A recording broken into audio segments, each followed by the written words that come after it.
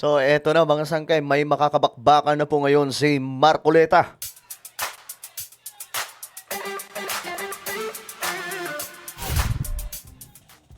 Yo guys, what's up? Magandang oras po sa inyong lahat. Ako muli ito, Sangkay Janjan.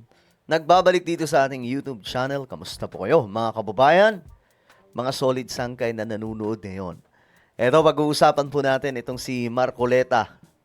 Mga sangkay na ngayon, mayroon po tayong update tungkol po sa magiging laban, magiging fight of the year.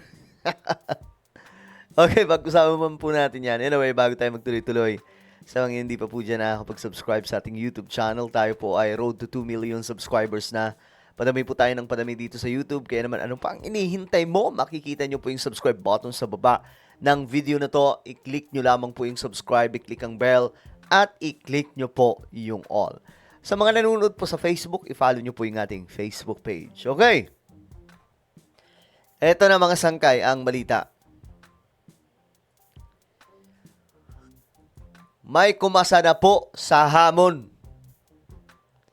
Eto. Di ba nga po, kumasa na po sa hamon si Carpio sa sinasabing debate ni Marcoleta tungkol dito sa West Philippine Sea.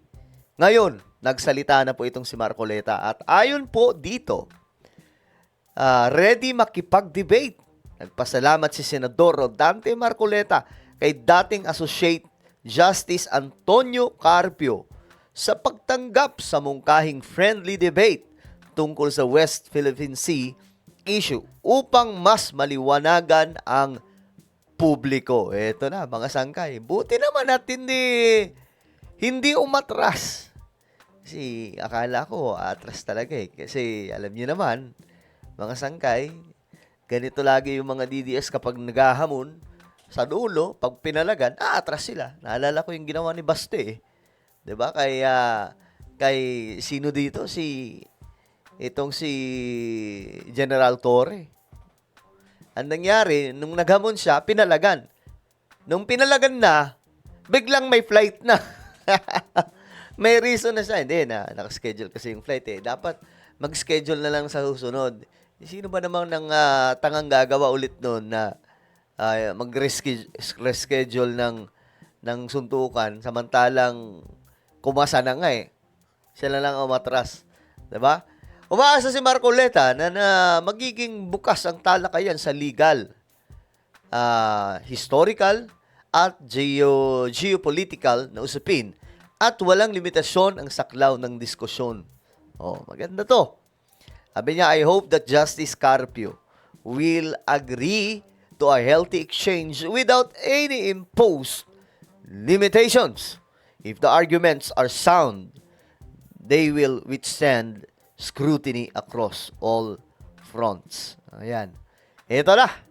Maganda to kasi ang mga parehas po sila abogado eh. 'Di ba?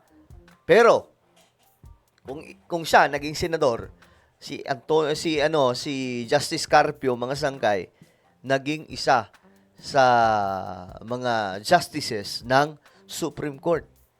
Associate Justice. Ngayon, ito na, nag-reply po. Nagsalita na po itong si Antonio Carpio. Magandang laban to mga sangkay. Parehas po abogado.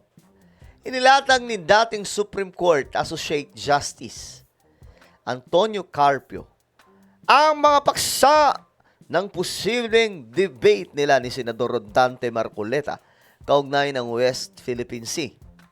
Ito.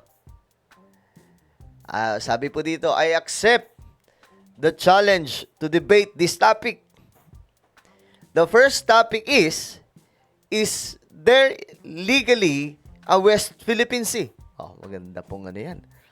Magandang topic kasi nga po parang ang dating eh. Parang ang dating po sa mga statement ni Rodante Marcoleta, parang tayo pa yung nanghihimasok sa West Philippine Sea. Anak ng Tokwa. Because Senator Rodante Marcoleta is saying that there is no such thing as West Philippine Sea. Oh, bakbakang malalato pala mga sangkay eh. Sabi daw ni Marcoleta eh. Di ba sinabi niya yon na there is no such thing as West Philippine Sea. Naku, maganda to, mga sangkay. The second is, if there is a West Philippine Sea in our law, are the maritime zones of our islands, like the Kalayaan Island Group, part of the West Philippine Sea? Yun lang, dalawa. Very simple. O, klaro na. Senator Rodante Marcoleta, dalawa lang ang magiging topic ninyo. Meron nga ba talaga West Philippine Sea? At itong Kalayaan Island Group ay bahagi ba ng West Philippine Sea? Ayan na, mga sangkay. I'm sure nag-aaral na po ngayon si Rodante Marcoleta kasi siyempre mabigat po yung makakabangga niya dito eh. 'Di ba? Mabigat po ito. Dati po itong dati po itong Associate Justice eh. Sabi ni Ana, nako, magdadahilan na for sure si Marcoleta. Sasabihin niyang wala siyang sinabi na mag-debate sila one-on-one. Hindi, pumalag na. Sinabi na ni Marcoleta na okay daw. They both correct depending on how they present their arguments. Sabi naman ni Astragal, ang gusto ko topic, who are the facilitators of flood control projects and their recipients? Will Marcoleta appear? Sabi naman niya na magandang to kasi nagpasalamat pa nga eh, 'di ba? Focus on the Senate discussion.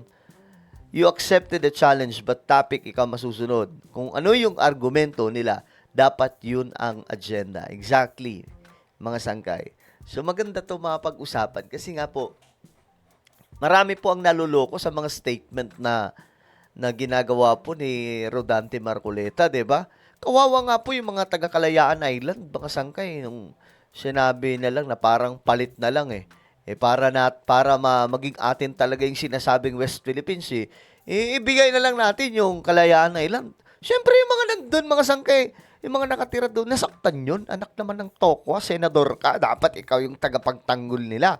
Ang nangyari, ikaw patuloy ang manglalaglag sa kanila. Hindi naman po pwede yung ganoon, di ba? Mga sangkay, so dito, maganda to, mapanood nating lahat.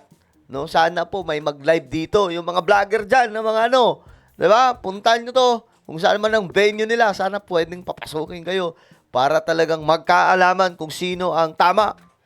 Kasi itong si Justice Carpio, pinaninindigan nito ng West Philippine Sea, a part ng ating bansa.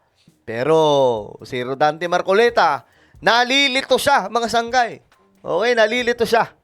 Ano po ang inyong komento? Comment down below. Meron po tayong YouTube channel, Sangkay Revelation. Hanapin nyo po ito sa YouTube. Ngayon din, kapag nakita nyo na, i-click nyo po yung subscribe, i-click ang bell, at i-click nyo po yung all. Ako na po ay magpapaalam. Mag-ingat po ang lahat. God bless everyone.